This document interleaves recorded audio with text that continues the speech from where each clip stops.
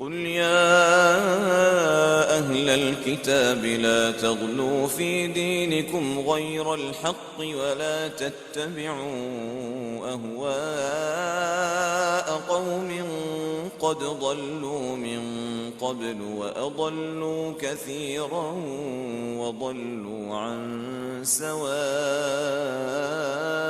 السبيل. Bismillah ar-Rahman ar-Rahim, alhamdulillah rabbil alamin. Merci de nous recevoir une fois de plus chez vous dans le cadre de cette émission, le message de l'islam. Je suis accompagné ce jour par l'imam Mustafa Djouba. Imam, assalamu alaikum. Alaykum assalam wa rahmatullahi wa barakatuh. Alhamdulillah, avec l'imam, nous allons donc aborder le thème de la patience. La patience, et on va comme ça déjà passer la parole à l'imam. Imam, qu'est-ce que la patience selon le Coran et la Sunna? بسم الله الرحمن الرحيم الحمد لله رب العالمين والصلاة والسلام على أشرف الأنبياء وإمام المرسلين نبي الرحمة وإمام الهدى صلوات ربي وسلامه عليه. Avant tout, je vous remercie très sincèrement de m'avoir invité sur ce plateau et parler autour d'un sujet qui est très important dans l'islam, à savoir la patience ou l'endurance. La patience, nous allons le définir d'abord linguistiquement, la maîtrise du soi. Il faut te maîtriser. Et alors dans la législation islamique ou bien théologiquement, la patience veut dire la maîtrise du soi face aux recommandations divines et face aux interdictions d'Allah le Très-Haut. Souvent, Allah peut nous ordonner certaines recommandations, mais peut-être la passion ou l'âme ou bien la personne ne peut pas se mettre en exécution sur les recommandations divines, mais comme c'est une recommandation divine, la personne va se donner au fond afin de respecter, d'obéir à Allah le Très-Haut. Et souvent Allah nous interdit aussi certaines choses, mais la passion aimera toujours consommer cette chose-là, mais lorsqu'Allah interdit, il s'interdit, s'éloigne face aux interdictions, rien que pour espérer les récompenses divines auprès d'Allah le Très-Haut. Alhamdulillah, imam. Alors, est-ce que la patience est une qualité? Évidemment, la patience est une qualité. La patience est une qualité des envoyés de Dieu, des prophètes, des hommes pieux, des martyrs, ainsi de suite. Sinon, la patience, c'est une qualité excellente. Lorsque la personne qui est désignée, ou bien la personne qu'on lui pointe les doigts, telle personne, elle est patiente, donc ça veut dire que c'est une bonne qualité en fait. Et comment acquérir cette patience au fil du temps? Bon, les chemins qui vont nous amener pour acquérir la patience ou l'endurance, d'abord nous allons nous remettre en Allah et nous demandons à Allah constamment de nous abréver ou bien de nous donner la patience face aux épreuves qui nous entourent, car l'homme, Allah a créé l'homme et Allah a créé l'homme dans ses bas mondes et il est entouré avec des tentations, avec des épreuves, il vit en société et toujours il y a des inconvénients qui arrivent, mais malgré tout ça là, nous allons surmonter les épreuves face à la patience. Donc la patience c'est une qualité. Et nous voyons simplement la personne qui n'est pas patiente, souvent elle déraille toujours, elle tombe vers les dérives, qu'Allah nous en protège. Donc la patience, autrement dit, c'est une qualité excellente. Donc on peut dire que ne pas être patient c'est une tare. Mais bien sûr, pour ne pas être patient c'est une tare. Le prophète sallallahu alayhi wa sallam a dit ajaban li amrul mu'min inna amrahu kullahu lahu khayr fa in asabathu sarra shakara fa kana khayran lahu wa in asabathu darra sabara fa kana khayran lahu. Il a dit la vie de l'être humain elle est basée sur deux choses, sur les remerciements et sur les épreuves. Autrement dit, lorsque un musulman ou une personne il atteint son objectif, il remercie Allah, et ça c'est le signe de la croyance. Et lorsqu'il est éprouvé par les épreuves, il remercie Allah, non seulement parce que je suis éprouvé que je vais désespérer ou bien je vais désavouer Allah ou bien je me désavoue de l'islam. Non, lorsqu'on est patient face aux épreuves d'Allah, ça montre que la personne elle est patiente et ça montre que la personne elle a la foi en Allah. Imam, on est donc dans la période qui va bientôt donc amener le Hajj à la Mecque aussi là-bas. Les gens s'y rendent dans des difficultés souvent. Que dire à ces personnes-là qui se rendent au Hajj par rapport à la patience? D'abord, le Hajj, c'est une grande adoration, à savoir c'est le 5e pilier de l'islam. Donc nous allons nous déplacer de chez nous, on va se rendre dans un lieu sacré, à savoir la Mecque. Et nous allons nous retrouver avec les autres personnes qui viendront des horizons différentes. Et il est vraiment probable que nous allons nous affronter avec des personnes, peut-être nous sommes calmes, mais nous allons se retrouver avec des personnes qui ne sont pas un peu calmes. Ils vont chercher à tout prix de nous faire sortir de notre calme. Donc, à ce moment, nous allons vous dire, il faut faire l'épreuve de la patience. Peut-être chez toi ici, tu as l'habitude de dormir seul à la maison, tu fais comme tu veux, mais là-bas, dans une chambre, on peut vous mettre à 3 personnes, à 4 personnes, et chacun a son habitude. Et donc, c'est juste un bout de temps. Vous êtes parti là-bas pour 3 semaines ou 1 mois. Il faut essayer de supporter les autres. Vous êtes parti pour faire une grande adoration. Il faut faire l'épreuve de la patience et de l'endurance pour ne pas gâcher ce que vous êtes allé faire là-bas. Tout à fait. Car les hajj même, ça tourne autour de la patience. Les hajj même, ça tourne autour de la patience. Parce qu'il y a des adorations qu'on vous demande de faire et de se déplacer d'un lieu à un autre lieu. Tout cela, c'est la souffrance au fait. Mais il faut être patient, il faut être endurant. Lorsque le prophète sallallahu alayhi wa sallam disait « Al-hajj al-mabrour » les pèlerinages bien exaucés ou bien les pèlerinages bien accomplis n'a comme des récompenses que les paradis. Et car cela ne tient, pour obtenir ou bien pour être expié ou bien pour avoir cet bienfait là, c'est-à-dire être exaucé, donc la patience est dedans. Lorsque vous êtes dans cet endroit là et vous n'êtes pas patient, et les manquements de la patience peuvent vous amener d'embellir ou de dire certaines paroles qui vont mettre votre hajj en cause. Comme Allah le Très-Haut a dit, il nous a interdit de ne pas commettre les préjudices ou bien des choses blâmables ou bien la perversité dans ces lieux afin de ne pas mettre votre hajj en cause.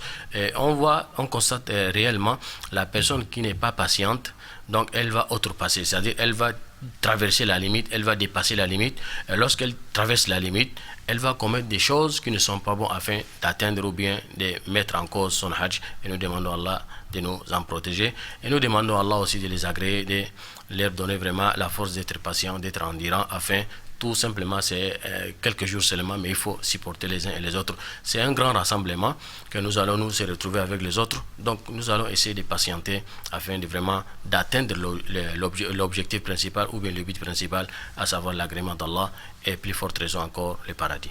Masha'Allah, Imam, en définitive, le Hajj c'est carrément une grande école pour la patience. Mais bien sûr, le Hajj c'est une grande école que nous allons apprendre beaucoup de choses. Nous allons supporter les autres, avoir les comportements des autres. On peut vous bousculer comme ça par inadvertance. Et comme vous avez dit, la maîtrise de soi. Pendant les tawaf, tout ça, il faut être serviable en fait. C'est la raison pour laquelle les Arabes à l'époque, les Arabes, ils se sont composés de tribus en fait. Les gens qui viendront des horizons différentes, donc les Arabes, ils se mettent à leur service. D'autres, ils les nourrissent, d'autres, ils abreuvent les autres. Tout ça là, c'est pour faire en sorte que pour dire que nous sommes un et indivisibles. Et donc, il faut qu'on se supporte en fait. Donc, comme j'ai dit tantôt tout à l'heure, toi, tu as l'habitude de faire telle chose, mais là-bas, peut-être, tu ne trouves pas l'opportunité ou bien l'occasion de faire. Tout ça là, c'est comme si la personne va dans une école afin, elle va apprendre beaucoup de choses. C'est une école qui est large, qu'on va apprendre de la patience, on va se connaître entre les uns et les autres, ainsi de suite. Imam, qu'est-ce que l'on peut retenir par ce verset du Coran? Par ce verset du Coran, lorsque Allah a créé l'homme, l'homme va vivre sur la terre. Et il ne vit pas seul, il vit en société. On vit en groupe, en clan, dans l'ethnie, dans la famille. Et Allah a fait descendre aussi les épreuves. De même qu'il a fait descendre aussi le bonheur. Le bonheur avec les épreuves vont ensemble. Tu trouveras certaines personnes qui ne supportent même pas le bonheur. Il y a d'autres aussi qui ne supportent pas les malheurs. Tout à fait. Et tout ça là, lorsque Allah nous a créés, c'est tout simplement, c'est une école, c'est un examen que Allah a voulu nous montrer qui vont patienter et qui ne patientent pas. Autrement dit, c'est pour se distinguer des autres. Lorsque Allah a fait révéler cette verset, Ista'inu bis-sabri was-salah, nous vivons dans un monde où nous sommes entourés avec des épreuves. Une fois que nous tombons dans une épreuve, donc nous allons faire recours à la prière. Donc c'est la prière qui soulage la personne. Lorsque tu te sens vraiment dans l'angoisse, dans une situation de détresse, dans les problèmes, Allah t'a dit il faut faire le recours à la prière. Ista'inu bis-sabri was-salah. Cherchez le secours auprès de la prière. Inna Allaha ma'as sabirin. Allah est avec les endurants. Allah est avec quoi? Ceux qui patientent. Certainement, si vous avez la patience et vous avez la maîtrise du soi, mettez-vous dans la tête que Allah est avec vous. Allah, forcément, Allah va vous amener une porte d'issue, une porte de sortir. Donc le verset nous dit simplement, lorsque nous sommes là, parce que la vie des musulmans, elle est cadrée. Les musulmans ne doivent pas vivre dans les désordres. Les musulmans ont une législation. Il est téléguidé. Donc l'islam a apporté les solutions à tous les problèmes. Et j'ai dit sans exception. Il n'y a pas une exception. Tous les problèmes que nous avons, l'islam a apporté la solution. C'est à nous maintenant de chercher à comprendre où est la solution. Vous passez un moment difficile, vous traversez une situation de détresse, vous êtes dans l'angoisse. En tout cas, Allah le Très-Haut, il a dit faites le recours à la prière. Et non seulement le recours à la prière, ici aussi à la patience. Pourquoi Allah nous amène vers la patience? Car les récompenses de la patience, personne ne peut les dénombrer. Même l'ange qui écrit les biens, il ne connaît pas l'immensité ou bien la grandeur des récompenses qu'Allah attribue à un patient ou à un endurant. C'est la raison pour laquelle Allah a dit Innama yuwaffa as-sabiruna ajrahum bighayri hisab. Les patients, les endurants, ils recevront leurs récompenses, mais la quantité ou l'immensité ou la grandeur de ces récompenses, personne ne connaît le contenu de cette récompense. Et donc c'est la raison pour laquelle Allah nous demande de faire le recours à la prière. La prière, c'est la patience. La patience, c'est la prière. Alhamdulillah. Imam, alors en termes d'histoire, quel prophète fut patient en termes de comportement avec les autres? Sinon, Allah a envoyé 124 000 prophètes. Et dans ces 124 000 prophètes, il y a 313 messagers. Et tous ces prophètes et ces messagers-là, ils sont patients. Ils ont enduré. Mais seulement, c'est catégorisé au fait. Les autres sont patients par rapport aux autres. Chacun a sa part. Chacun a sa façon de patienter. D'autres, ils ont patienté. Ils ont allé même à l'extrême de la patience. Si vous permettez, on va prendre l'exemple de Job. Un ou deux exemples. L'exemple de Job. Oui, Job. Ayoub, en arabe. Oui. Il devient même un exemple que dans les sociétés, dans les différentes sociétés, on dit il faut avoir la patience de Job. Parce que lui, il a enduré. Il a été écrit aussi, Job, Allah lui a éprouvé par une maladie, par lèpre, jusqu'à ce que son corps commence à se décomposer. Son épouse lui a demandé de demander à Allah afin qu'Allah lui donne la santé. Il a dit, moi j'ai vécu pendant 70 ans dans le bonheur, une situation d'aisance. Mais Allah m'a éprouvé seulement 7 ans. Non, j'ai honte de demander à Allah.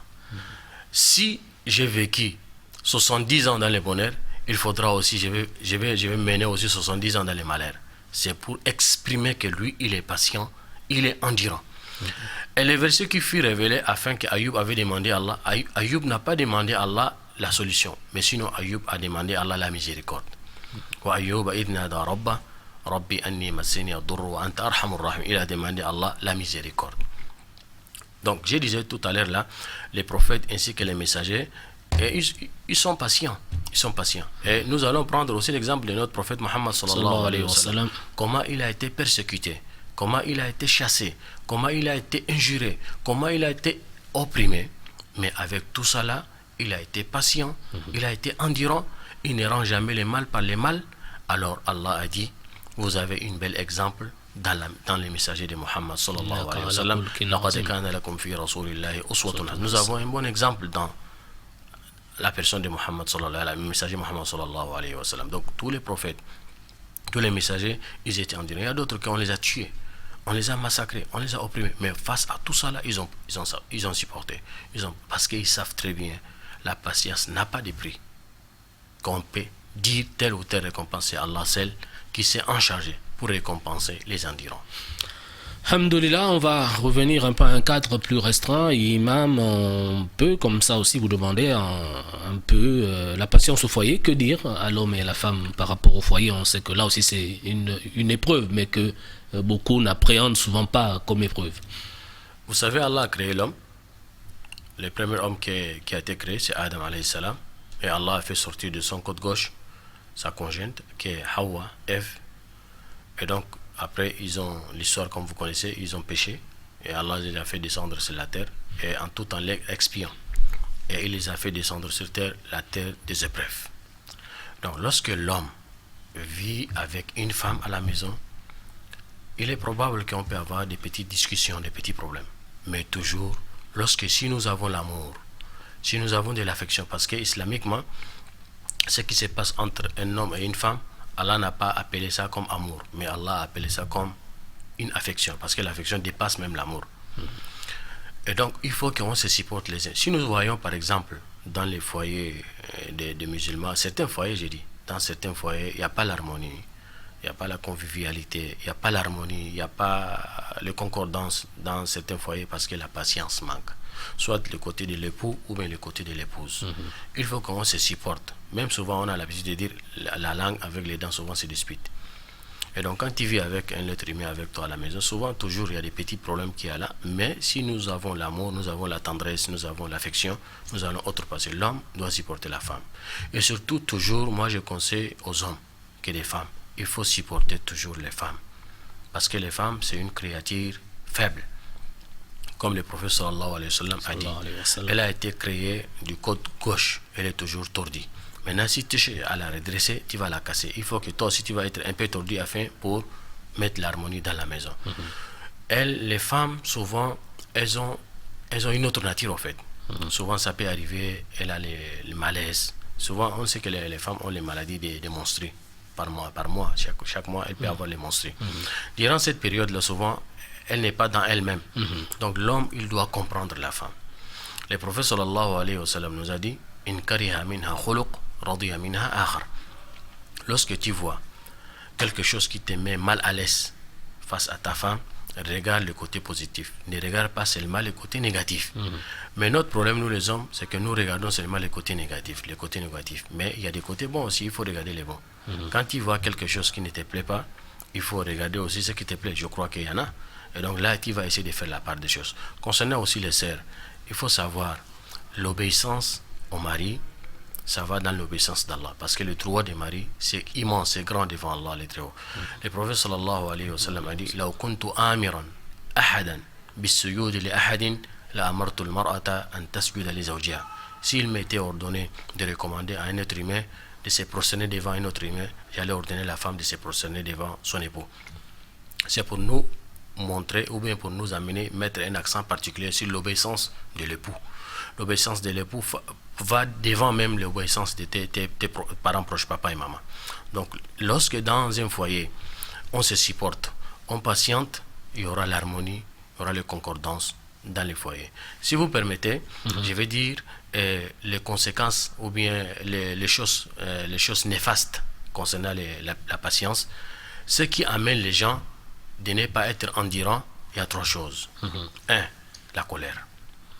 L'excès de la colère, c'est pas bon. Le prophète sallallahu alayhi wa sallam avait conseillé un compagnon, il est venu vers le messager, il lui a demandé que le prophète lui donnait le conseil. Le prophète lui a dit, la tardab. Il a dit, conseille-moi encore, il a dit, la tardab. Il a dit, conseille-moi encore, il a dit, la tardab. Il ne faut pas te mettre en colère. Parce que lorsqu'on se met en colère, c'est là où on va déborder, on va sortir, on va traverser les limites, on va transgresser. Donc il faut avoir la maîtrise de soi. Tu vois quelque chose qui ne te plaît pas, donc cherche à tout prix, il faut te maîtriser. Il ne faut pas te mettre en colère. Deuxième chose néfaste de la patience, la précipitation. La précipitation, il ne faut jamais être pressé dans la vie. La précipitation amène la personne vers la dérive. Tu précipites souvent certaines choses, tu anticipes souvent certaines choses et tu vas gaspiller. Comme le prophète sallallahu alayhi wa sallam a dit, celui qui anticipe une situation avant son temps, Allah va lui priver de l'acquisition de cette chose-là. Voilà, c'est la raison pour laquelle nous demandons toujours les frères et sœurs, il faut être patient, il faut être endurant, il faut pas précipiter. Concernant par exemple les foyers que vous avez employés tout à l'heure là, souvent les dégâts qui arrivent à la maison, c'est la colère et la précipitation. La personne, elle est en colère, il voit que madame lui a énervé, bon, il voit qu'il n'y a pas une porte de sortir.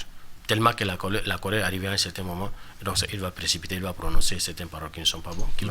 Donc la maîtrise de soi, c'est très important. L'homme doit être intelligent.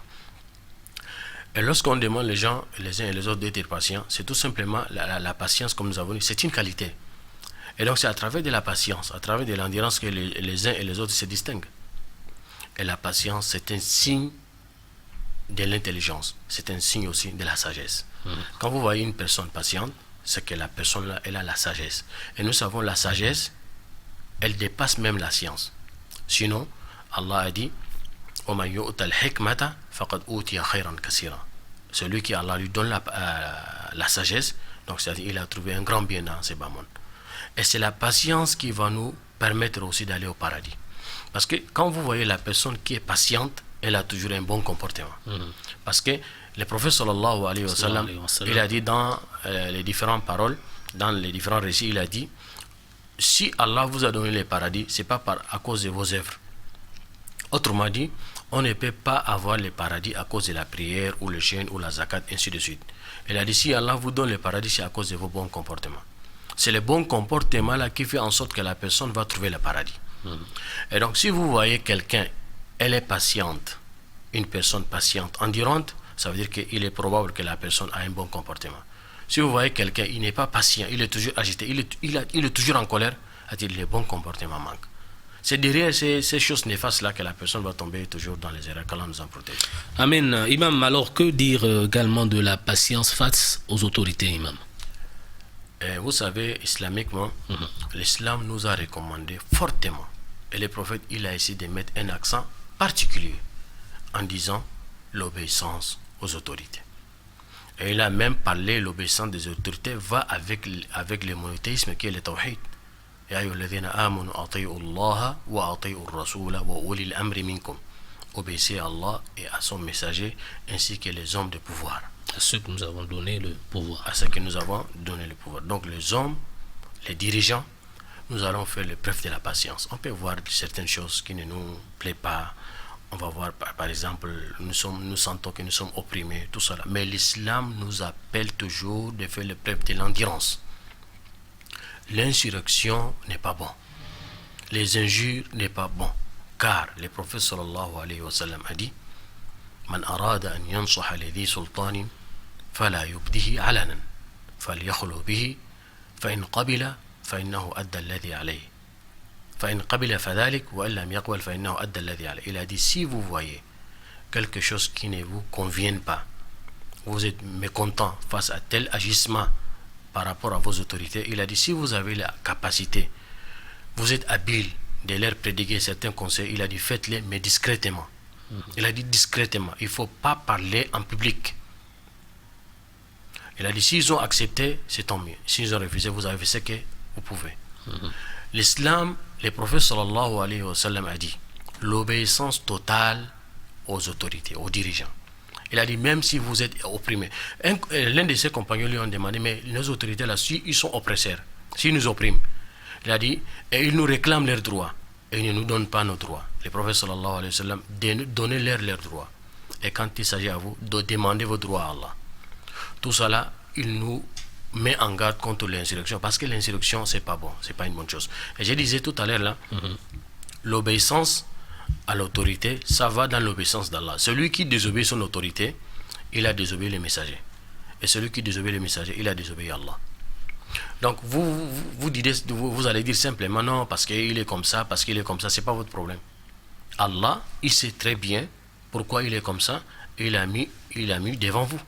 Et c'est Allah qui vous a dit de l'obéir. Vous êtes un musulman, vous prétendez que vous êtes un croyant. La croyance en Allah, la croyance en son messager ne peut être complète que lorsque vous obéissez à vos dirigeants. Parce que l'insurrection amène vers les désordres et l'islam n'encourage pas les désordres. Ahmad ibn Hanbal, le pieux prédécesseur et parmi les écoles islamiques, Ahmad ibn Hanbal, lui, il a été opprimé. Il a été opprimé par les chefs de son époque. Il a été emprisonné. Il a été fouetté. Son droit a été bafoué. Mais quand il est sorti, les autres sont venus vers lui. Ils ont dit, il faut qu'on va faire l'insurrection. Il a dit non. Wallahi, si j'ai une seule invocation exaucée, j'allais réserver ça à mon chef. Malgré il a été opprimé. Il a dit, si Allah aurait m'accordé une seule invocation, sûr et certain que cette invocation sera exaucée, j'allais réserver ça à mon chef. Pourquoi? Il a dit, le chef, quand le chef il est bien, c'est la population qui est bien.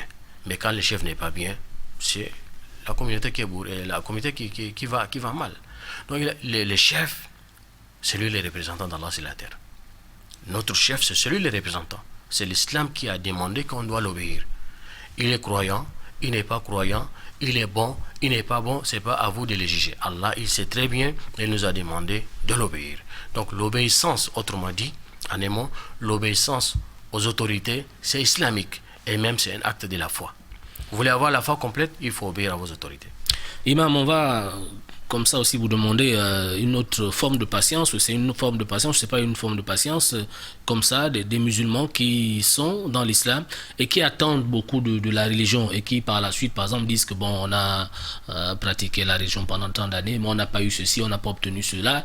Et ils font un peu genre des réclamations par rapport à cet état des choses. Est-ce que islamiquement c'est autorisé et est-ce que c'est faire preuve peut-être de manque de patience? Ok. Lorsqu'on est musulman pour nous-mêmes, on n'est pas musulman pour quelqu'un. C'est-à-dire, on ne peut pas, surtout quand on parle ici pour les convertis, au fait. Quand tu t'es converti pour dans l'islam, ce n'est pas pour quelqu'un, tu t'es converti pour toi-même.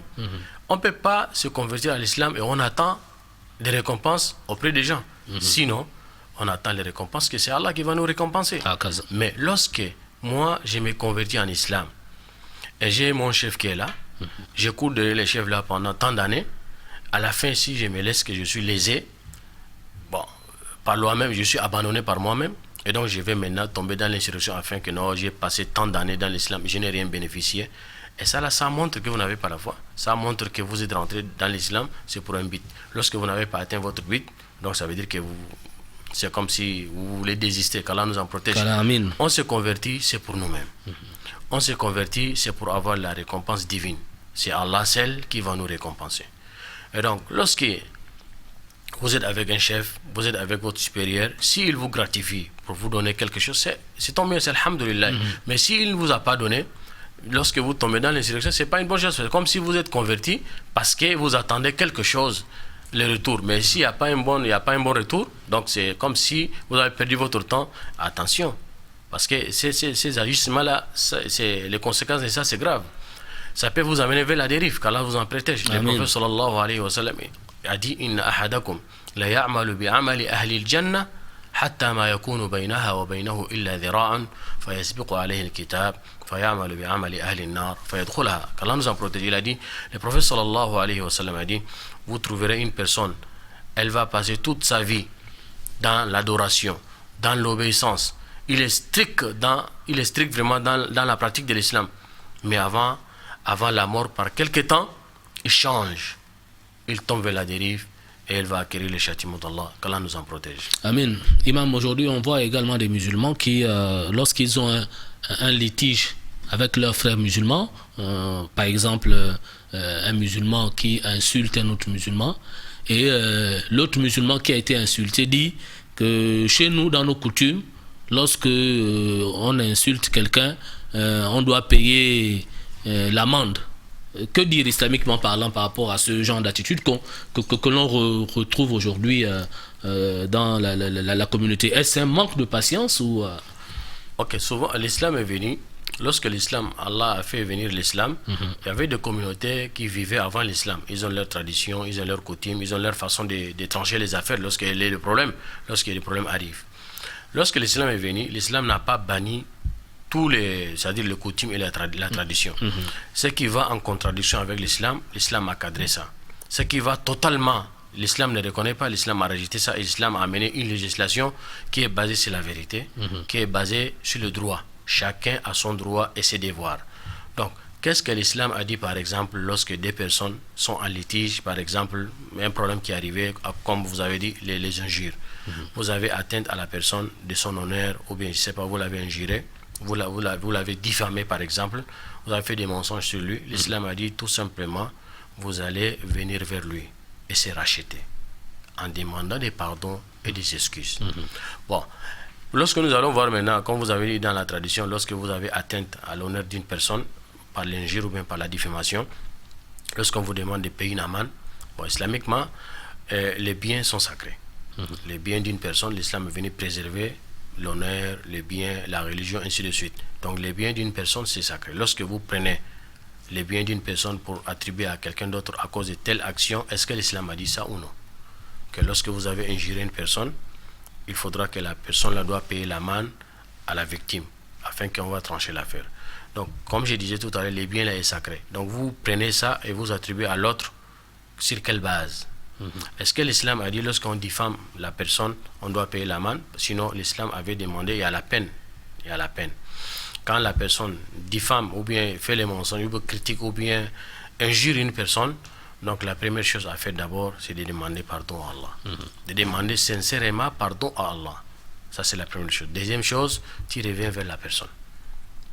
Tu reviens vers la personne et tu lui demandes des excuses. Sincèrement, vraiment, entre moi et toi, voilà, il y a tel problème, mais je vois que vraiment j'ai fait du tort. Je t'ai fait du tort. Donc je te demande, à cause de Allah, à cause de la religion, pardonne-moi. Donc maintenant, s'il t'a pardonné, pour le consoler, pour mettre l'harmonie encore entre vous, il n'est pas interdit de lui donner un petit cadeau. Il n'est pas interdit de lui donner un petit cadeau. Mais si maintenant, si le chef a jugé nécessaire qu'il faut fixer maintenant une amende, on peut vivre dans les villages ou bien dans les quartiers, il y a les litiges, souvent les chefs de quartier, les chefs du village tranchent les affaires, n'est-ce pas? Et donc si le chef de quartier a jugé nécessaire, lorsqu'un litige comme ça arrive chez moi, je vais d'abord faire tout pour vous réconcilier islamiquement. Maintenant, si la réconciliation est déjà tombée, elle est déjà accordée, donc maintenant, il n'est pas interdit que l'autre, c'est-à-dire l'oppresseur, peut compenser la victime par quelques gestes. Et ça, c'est pas interdit. Alhamdulillah, Imam, on est à la fin de ce magazine, le message de l'islam. On va vous donner le mot de fin. Et Imam, qu'est-ce qu'on peut retenir? La patience, c'est la vie. Qu'est-ce que l'on peut retenir dans tout ce qui a été dit concernant la patience? Ce que j'aimerais dire à mes frères et sœurs dans l'islam, Allah nous a créés. Et lorsqu'il nous a créés, il nous a fait habiter sur la terre. Et lorsque nous sommes là sur la terre, nous ne sommes pas seuls. Nous vivons en communauté, dans la société, dans la famille. Et tant que nous vivons avec des problèmes. Et tant qu'il y a les problèmes, il y a les épreuves et les tentations. Et c'est l'homme intelligent et l'homme sage qui se distingue des autres en faisant l'épreuve de la patience et l'endurance. Car les récompenses qu'Allah a réservées pour les patients, personne ne saura la grandeur ou l'immensité de cette patience, les récompenses de cette patience. Donc je vous demande vraiment de faire preuve de la patience et de l'endurance, afin de sortir de cette dunya avec le kalimatul tawhid, la ilaha illallah. Parce que la parole de la tawhid, la ilaha illallah, va avec les œuvres. Parce que c'est pas quelque chose qu'on embellisse dans la langue. Le cœur confirme et le corps se met en pratique. Et la pratique de ça, c'est la patience. Parce que la ilaha illallah a des inconvénients. La ilaha illallah nous demande beaucoup de choses. Et parmi les choses que la ilaha illallah nous demande, c'est la patience, c'est l'endurance. C'est de savoir accepter l'autre malgré nos différences, mais les différences ne peuvent pas nous amener vers les différents. Donc il faut faire l'épreuve de patience, l'épreuve de l'endurance. Alhamdulillah, voilà, chers téléspectateurs, c'est la fin de cette émission, le magazine de l'Islam. Nous vous donnons rendez-vous pour un prochain numéro en espérant toujours recevoir l'imam Mustafa Djouba. Le message de l'Islam, c'est fini pour aujourd'hui. À très bientôt, Inch'Allah.